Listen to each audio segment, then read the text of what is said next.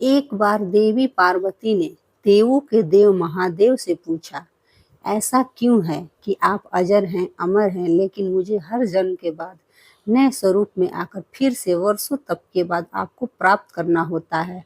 जब मुझे आपको पाना है तो मेरी तपस्या और इतनी कठिन परीक्षा क्यों? आपके कंठ में परी नरमुंडा माला और अमर होने के क्या रहस्य है? महादेव ने तो पहले देवी पार्वती के उन सवालों का जवाब देना उचित नहीं समझा, लेकिन पत्नी हट के कारण कुछ गूढ़ रहस्य उन्हें बताने पड़े।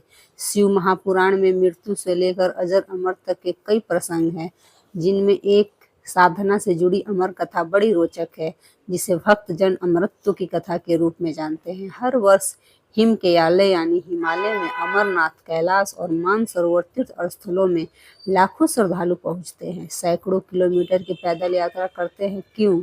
यह विश्वास यूं ही नहीं उपजा।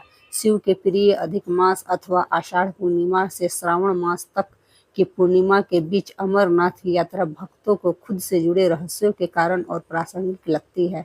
पौराणिक मान्यताओं के अनुसार अमरनाथ की गुफा ही वह स्थान है जहां भगवान शिव ने पार्वती को अमर होने के गुप्त रहस्य बतलाए थे। उस दौरान उन दो ज्योतियों के अलावा तीसरा वहां कोई नहीं था, ना महादेव का नंदी, ना उनका नाग, ना सिर पे गंगा, ना ही गणपति कार्तिकेय। गुप्त स्थान की तलाश में महादेव ने अपने वाहन नंदी को सबसे पहले छोड़ा।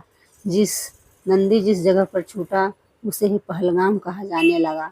अमरनाथ यात्रा यहीं से शुरू होती है। यहाँ से थोड़ा आगे चलने पर शिवजी ने अपनी जटाओं से चंद्रमा को अलग कर दिया। जिस जगह ऐसा किया वह चंद्रवाड़ी कहलाती है।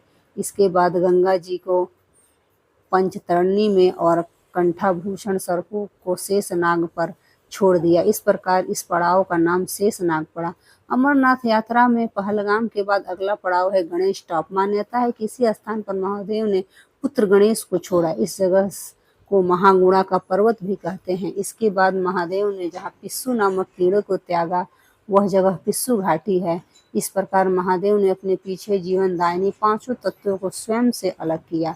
इसके पश्चात पार्वती संग एक गुफा में महादेव ने प्रवेश किया।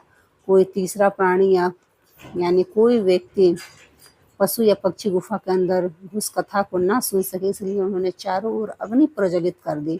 फिर महादेव ने जीवन के गूढ़ रहस्य की कथा शुरू कर दी।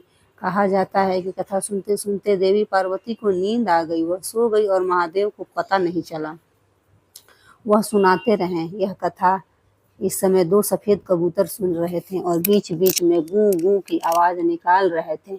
महादेव की लगा कि पार्वती सुन रही हैं और बीच बीच में हुंकार भर रही हैं।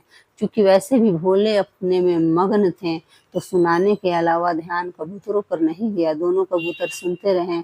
जब कथा समाप्त होने पर महादेव का ध्यान पार्वती पर गया तो उन्हें पता चला कि वो तो सो रही हैं, तो कथा सुन कौन रहा है। उनकी दृष्टि तब दो कबूतरों पर पड़ी तो महादेव को क्रोध आ गया। वही कबूतर का जोड़ा उनकी शरण में आ गया और बोला, भगवान, हमने आपसे अमर कथा सुनी है। यदि आप हमें मार देंगे तो यह कथा झूठी हो जाएगी।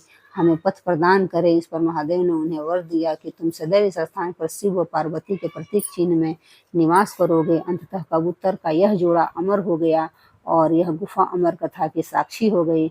इस तरह इस स्थान का नाम अमरनाथ पड़ा। मान्यता है कि आज इन दो कबूतरों के दर्शन भक्तों को होते हैं। अमरनाथ गुफा में यहाँ यह भी माँ प्रकृति का चमत्कार है कि शिव की पूजा वाले विशेष दिनों में बर्फ के शिवलिंग अपना आकार ले लेते हैं। यहाँ मौजूद शिवलिंग किसी आश्चर्य से कम नहीं है।